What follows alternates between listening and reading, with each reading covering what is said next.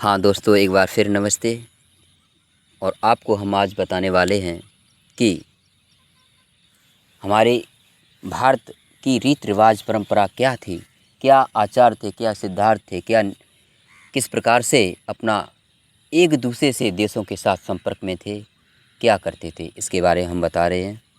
तो आज हम उसी दौर की ओर चल रहे हैं कि रावण के पिता का क्या नाम था, कौन थे, कहाँ कैसे थे, इनके बारे में हम बता रहे हैं। भारत में पहले परंपरा थी कि भारत के ऋषि मुनि बहुत ज्ञानी ध्यानी थे। सभी राजाएं अपने देश में बुलाया करते थे कि हमारे यहाँ आओ और शिक्षा या ज्ञान दीजिए। ऐसी परंपरा रही क्योंकि भारत श्रेष्ठ था। भारत से ही सभी विचारधाराओं को, सभी सिद्धांतों को, सभी गणित विद्या, भूगोल विद्या, खगोल विद्या, संगीत विद्या, रसायन विज्ञान, सारी की सारी विद्याएं भारत से ही चारों तरफ फैली हुई हैं। और भारत में वेद नाम की पुस्तक है, बस वहीं उसी से ही निकली हैं सारी विद्याएं। तो इस प्रकार से भारत में अच्छी पढ़ाई हुई थी। विश्व के आदमी भारत में ही सीखने के लिए आया करते थे, शिक्षा ग्रहण करने के लिए आया करते थे। बीच में इतनी गिरावट हुई कि आज वो स्थिति है कि हमारे ही लोग, भारत के ही लोग विदेशों में शिक्षा ग्रहण करने के लिए जाते हैं। तब ये सोचकर मुझे दुख होता है कि कहाँ भारत के सर्वश्रेष्ठ सब कुछ यहीं से होने वाला आज ऐसे कटोरा लिए इधर उधर भाग रहा है। तो ये दुख होता है। तो इसके बारे में सुनिए। जब भारत में ये परंपरा रीति रिवाज थी कि यहाँ शिक्षार्थ ज्ञानवार्थ होने के बाद चरित्रवान भी होते थे, तब विदेशों में शिक्षा या विद्या के लिए भेजे करते थे।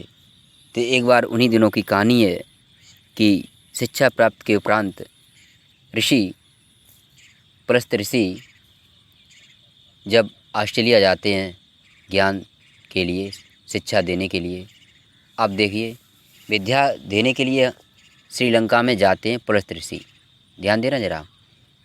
जब शिक्षा के लिए पहुंचते हैं ऑस्ट्रेलिया में, अब देखिए ऑस्ट्रेलिया ही नहीं, भारत के ऋषि मुनि हर देशों में ज्ञान देने के लिए जाया करते थे। ऐसी रीति रिवाज थी, लोग बुलाया करते थे कि मेरे यहाँ आइए ऋषि मुनि और मुझे ज्ञान दीजिए, किस प्रकार से उठना बैठना व्यवहार, ये सारी बातें सीखा करते थे। तो वही हाल ऑस्ट्रेलिया का हुआ। ऑस्ट्रेलिया ने बुलाया तो वहाँ पुलस्त पुलस्त ऋषि गए वहाँ ज्ञान देने के लिए। तो देखिए, उस समय जब पुलस्त ऋषि ऑस्ट्रेलिया में जाते हैं तो उस समय के राजा वहाँ थे त्रिबिंदु। उस समय के वहाँ राजा थे त्रिबिंदु। त्रिबिंदु ने देखा कि पुलस्त ऋषि की उम्र ज़्यादा नहीं थी, यही रही होगी कम से कम 25-30 के आसपास। चेहरा चमचमा, सुडौल शरीर, स्वस्थ तंदुरुस्त, चमकीला चेहरा, ज्ञानवान की कमी नहीं, तेजस्व, ऐसे हमारे पहले देश में हुआ करते थे सभी के सभी। आज हैं कि हमारा देश कहाँ कैसे है हाल में, सोचो तो मुझे तो दुख होता है। ज़्यादा न कहूँ, मुझे इतना दुख होता है कि मेरी अंतरात्मा ही जानती है। क्योंकि हम सच्चाई कहते हैं, लोग समझते ही नहीं, मानने को तैयार नहीं है। क्योंकि उनके अंदर ऐसा भूत सवार है, ऐसा अहंकार क्रोध भर गया है कि सच्ची बात जानने के लिए हाँ ही नहीं करते हैं। तो मैं तो समझता हूँ कि जब तक परमात्मा की कृपा नहीं होगी तब तक सुनने और सच जानने की उनके अंदर क्षमता भी नहीं रहेगी। क्योंकि परमात्मा की जब इच्छा होगी तो अपने आप ज्ञान के चक्ष खुलेंगे और आगे बढ़ेंगे। तो दोस्तों, हम बता रहे थे कि पुलस्त ऋषि त्रिबंधु जो राजा था उस समय ऑस्ट्रेलिया में पहुँचे और ज्ञानार्थ के लिए ज्ञान देने लगे। जब चारों तरफ ज्ञान देने लगे तो राजा के सम्मुख भी आए, वहाँ पर ज्ञान चर्चा हुई।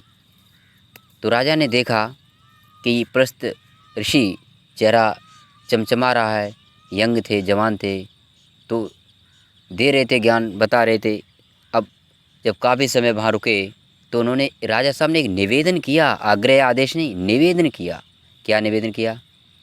ऋषिवर, हम आपकी बहुत महान कृपा होगी यदि हमारी एक भेंट स्वीकार करें, एक हमारी बात स्वीकार करें। जब ये बात कही पुलस्त ऋषि से तो पुलस्त ऋषि बोले, राजन कहो क्या बात है, ऐसा क्या कष्ट या क्या बात है जो आप हमसे इस तरह से कह रहे हैं।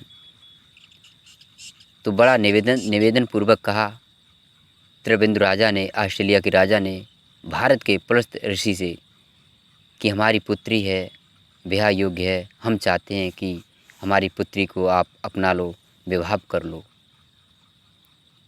जब ऐसी बात कही तो पुलस्त ऋषि ने पहले तो मना कर दिया कि अरे हमारी जो अभी तो हम ज्ञानार्थ के लिए आए हैं, ज्ञान देना है, अभी शादी की हमने बात सोची भी नहीं है। अब ज़रा सोचो, जिसकी उम्र 30 के क्रॉस होने वाली है, वह कह रहे हैं व्यक्ति हमने अभी शादी की सोची नहीं है, अभी तो मुझे ज्ञान देना है, इधर उधर घूमना है, भ्रमण करना है, बताना है सबको कैसे क्या रहना, उठना बैठना, सभी को शिक्षा विद्या देनी है।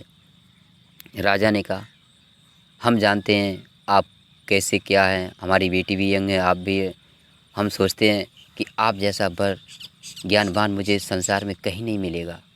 मैं चाहता हूँ, विनम्र निवेदन करता हूँ कि आप मेरी बेटी को स्वीकार करें। जब ये शब्द राजा ने जब बार बार कहे तो पुलस्त ऋषि को दया आ गई।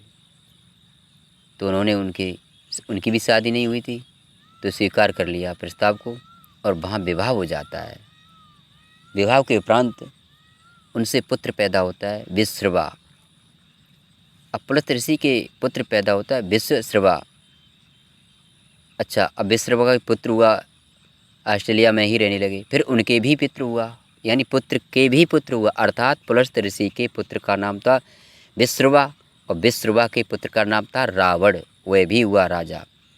अच्छा, रावण जो राजा हुआ बड़ा महत्वाकांक्षी था। इसने सोचा मुझे तो अपना राज्य और बढ़ाना है।